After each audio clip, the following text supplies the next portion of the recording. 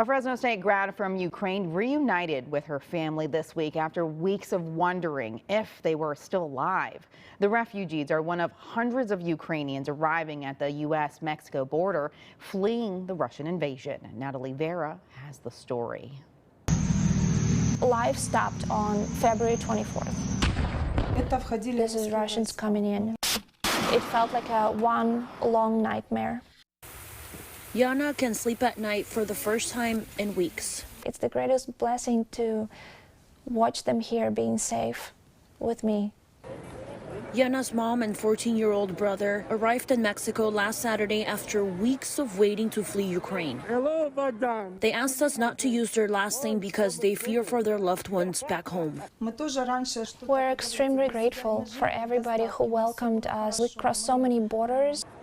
From Ukraine to Poland to Lithuania to Mexico, and finally to the Central Valley, in the same place Yana called home for a year as a foreign exchange student back in 2012.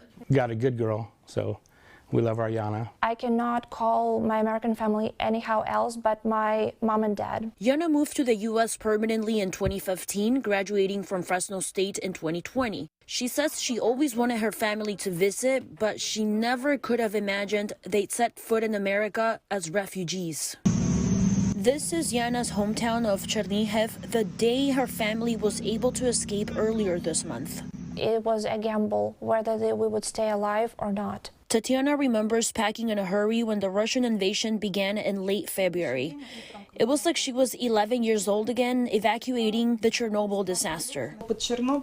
We forgot back then to grab our family pictures, so this time I knew. She says they took refuge in a family home in a nearby village, where they didn't have power or internet for 25 days of Russian occupation.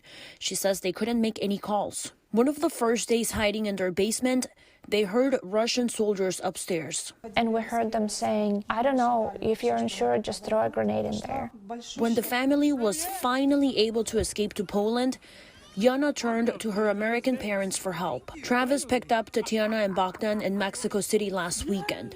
Yana's dad had to stay behind to fight for his country. It was definitely a flood of emotions, happiness, sadness. As soon as I saw Travis's face, I knew that we are safe now. Tatiana and Bogdan are calling Madera home now, but they're still hurting for the rest of their family back home. I do not have any idea if I'm going to talk to them tomorrow. Reporting in Madera, my heart goes with everybody who is still in Ukraine. Natalie Vera, KC24 Local News That Matters.